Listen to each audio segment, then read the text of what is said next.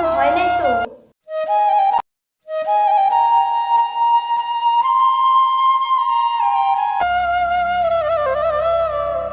কি হয়েছে তোমার? হ্যাঁ, ওই তোমার কি হয়েছে? মনটা অন্ধকার করে আছো, মনে হয় অমাবস্যার চাঁদের মতো। হ্যাঁ, বলো না, বলবো না? বলো না কি হয়েছে? না বললে বুঝবো কিভাবে? বলো। কিছু হয় নাই তো? বলো না, না বললে বুঝবো কিভাবে? বলো কি হয়েছে, বলবা তো। খুলে যদি না বলো আমি বুঝবো কিভাবে? বলো, প্লিজ বলো। আর রাহুল ওর বউরে কত কিছু দিছে, গলার হার দিছে, কানের দুল দিছে। তুমি কি দিছো আমারে? বিয়ার পরে কিছু একটা দিছো? একটা ফকিরের সাথে বিয়ে হয়েছি আমি। ফকির একটা, বিয়ার পরে কিচ্ছু এক জিনিস দিতে পারলো না আজ পর্যন্ত আমারে। দেখো, রাহুলের বউরের যেরকম হার দিছে ওইরকম হার আমার কালকে দিতে লাগবে। তোমার কাছে টাকা আছে কি নাই ওইটা আমি জানি না। আর যেরকম হার দিছে কালকে আমি দোকানে যাবো, সেম ওইরকম হারই আমার বাড়ি দিতে লাগবো। তাছাড়া তোমার সাথে থাকা আমার সম্ভব না। ভিখারি একটার সাথে বিয়ে বসছি।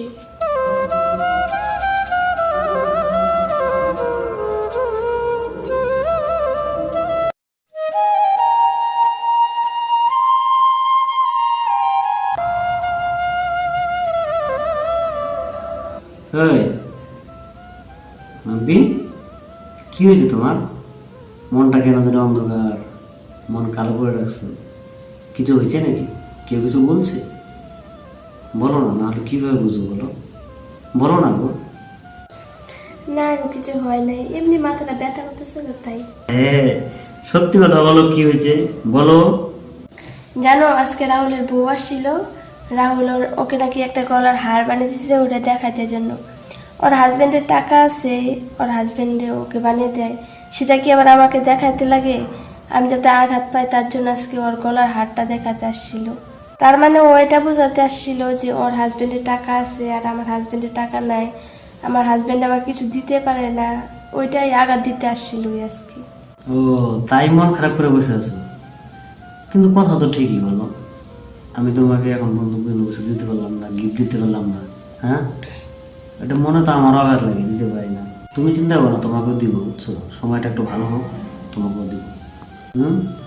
সারা জীবন আমার পাশে থেকো আর এইভাবে ভালোবেসে যেও, আমার আর কিচ্ছু চাই না। তাই? সব থেকে বড় গিফট, সব থেকে দামি উপহার তুমি আমাকে দাও, তাতে আমি খুশি।